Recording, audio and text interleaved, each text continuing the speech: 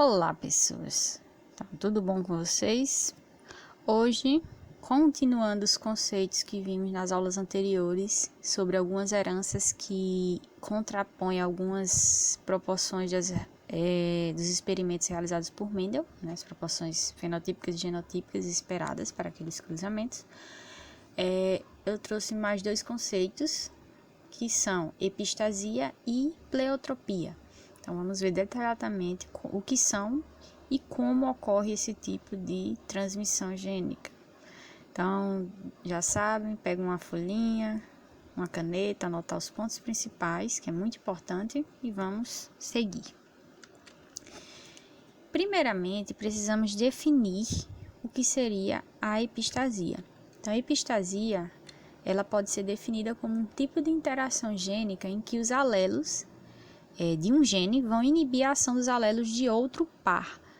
Esse outro par de genes alelos podem estar no mesmo cromossomo ou não, certo? Então, podem ser genes ligados, conhecidos como genes ligados, ou podem ser encontrados em outro par de cromossomos, certo?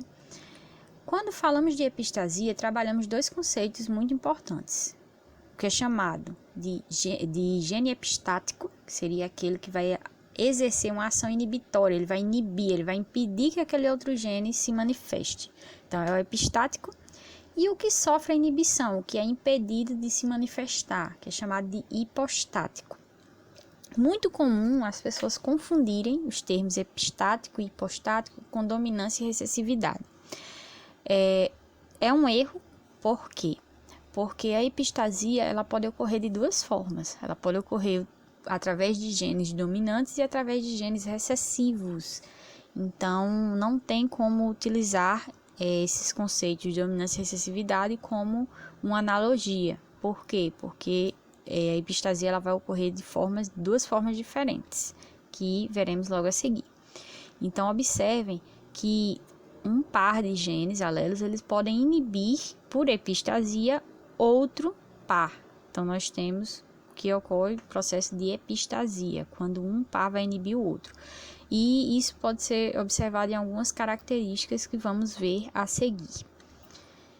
Então, quanto aos tipos de epistasia, como eu falei, existem dois tipos de epistasia. A epistasia dominante é aquela em que o gene epistático ele vai atuar em dose simples, ou seja, em heterozigose ele já é suficiente para impedir, inibir a ação do outro gene. O outro gene vai ser o hipostático. Então, em dose simples ele vai fazer essa atuação, ou seja, em heterozigose vai ter apenas um gene, no caso um gene que é dominante, e vai impedir a ação do outro. Então, nós temos o exemplo aqui das penas das galinhas. Observem que o gene I ele é um gene epistático sobre o gene C. C, no caso, Czão. Então, aqui nós temos os genótipos e os fenótipos. A galinha, para ter essa cor, ela teria que ser como? Ela poderia ser heterozigótica para o gene C e recessiva, certo? Então, ela teria que ser homozigota recessiva para o gene I. A partir do momento que ela é recessiva para o gene C, ela já vai ter a coloração de penas brancas. E se ela tiver um único I, maiúsculo, né, o gene dominante, já vai ser o suficiente para ela possuir as penas brancas. Então, nós temos o que é chamado de epistasia dominante. Então, em heterozigose, o gene I ele é capaz de causar epistasia sobre o gene C. Então, mesmo se o gene C ele é responsável pelas penas coloridas, mesmo ele estando presente, ele não vai ser suficiente para inibir a ação do gene I. Então, o gene I vai inibir a ação do gene C e a galinha vai nascer do mesmo jeito com as penas brancas. Para ela nascer com as penas coloridas, ela teria que ter os genes I recessivo. E nós temos, por outro lado, quando um alelo ele vai determinar a epistasia, para fazer isso ele vai precisar estar em dose dupla, nós temos o que é chamado de epistasia recessiva. Então, a epistasia recessiva, como o nome já diz, o gene vai precisar ocorrer de forma dupla para poder inibir o outro gene. Então, nós temos aqui o exemplo da coloração de cães da raça labrador. Observem que os cães que têm a coloração dourada, eles têm o gene E, homozigotos recessivos. Então, ambos são dourados. Porém, a partir do momento que eles têm um gene, o gene E dominante, tem um gene dominante, a coloração dele já é determinada pelo segundo par de genes, que é o B. Então, isso é chamado de epistasia recessiva, porque a coloração dos animais é mantida justamente pela homozigose dos genes E. Então, os tipos de epistasia, como eu trouxe ali alguns exemplos, trouxe aqui novamente, epistasia dominante e epistasia recessiva. Aqui nós temos a epistasia dominante relacionada à plumagem da galinha, que é aquela que eu já descrevi, que o gene I, quando ele está em heterozigose, no caso, ele mesmo estando em heterozigose, se ele tiver a sua forma dominante, ele vai inibir o gene C. Então, mesmo a galinha tendo o gene C, que seria para as penas coloridas, vai ser inibido pelo gene I, em maiúsculo no caso, porque é o gene que vai conduzir a coloração da pelagem, da plumagem, na verdade, branca. Já a epistasia recessiva, como eu falei o exemplo no caso dos cães, e aqui nós temos outro exemplo dos ratos. Vocês vão ver que para a cor ser inibida, ela teria que, no caso aqui, vocês vejam que o rato, para ele ser albino, mesmo tendo o gene para a pelagem preta, em heterozigose, vocês vão ver que não vai ser o suficiente para, em heterozigose ou em homozigose dominante, não vai ser suficiente para gerar um organismo da cor preta. Por quê? Porque o gene A, que é responsável pela coloração branca, né, o A, no caso minúsculo, que ele vai inibir as outras cores, vai ser o albino. Veja que por ele estar em homozigose recessiva, ele vai ser o suficiente para inibir a outra pelagem. Então, isso daí é como é representado a epistasia recessiva.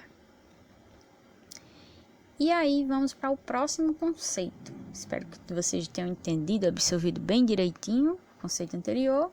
E vamos continuar para o próximo, que é a pleiotropia.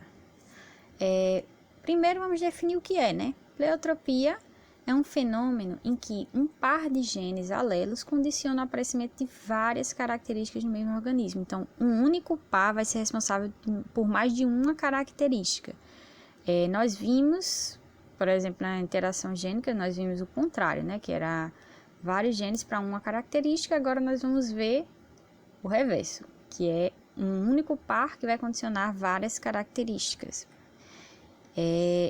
Vocês vão ver que quando falamos em pleiotropia em relação à espécie humana, nós temos geralmente relacionado a doenças. Então, observem que a pleiotropia é um único gene em um único cromossomo que é responsável por múltiplos fatores, múltiplas características. E os exemplos de pleiotropia eu trouxe apenas um. Vocês vão ver que tem algumas síndromes de síndrome de Martran, anemia falciforme, que é o exemplo que eu trouxe, fenilcetonúria. Todos são exemplos de pleiotropia na espécie humana. Então, observem que a pleiotropia ela está relacionada, em geral, na verdade, com a quantidade de genes responsáveis por aquela característica que a pessoa carrega. Parece com herança quantitativa? Um pouco, mas, diferentemente da herança quantitativa, não é uma única característica que vai ser formada. Se vocês pensarem aqui no exemplo da anemia falciforme, vocês verão que o indivíduo normal vai carregar uma quantidade X de gene. O indivíduo com anemia leve, ele já vai possuir algumas características. Então, ele vai possuir mudanças moleculares, vai possuir mudanças celulares. Essas mudanças celulares podem causar mudanças sistêmicas. Então, são várias características que são alteradas por causa de uma carga de um gene, um único gene, um único ponto que é responsável por determinada característica. E que, dependendo também dessa carga, ela vai levar à morte, que no caso é anemia grave. Então, a anemia falciforme, só para situar vocês, é uma doença que as células, as hemácias, que são responsáveis por carregar o oxigênio no nosso sangue, elas vão ser deformadas, elas não possuem a forma, aquela forma básica que vocês sabem, né, que parece aquele confeito drops, aquela balinha soft, né, que matou muita gente aí. Então, ela tem essa forma, um disquinho achatado no meio. Porém, na anemia falciforme, ela não tem essa forma básica, então ela tem uma forma de foice, essa forma como se fosse uma lua. E ela não vai ser capaz de carregar o oxigênio para as células como deveria. Aí o que vai acontecer? A pessoa vai começar a ter o problema de anemia, vai faltar ferro no sangue, porque a hemoglobina é uma molécula grande, ela precisa da célula na sua estrutura completa para conseguir se ligar ao oxigênio e carregar o oxigênio para o corpo, e a anemia pode levar à morte, obviamente, certo? Então, espero que tenham gostado da aula de hoje. Bons estudos, dúvidas já sabem que podem me procurar. E deixo vocês com uma frase de Maura Watan. A biologia nem sempre é complicada, ela pode ser divertida, curiosa e até fascinante.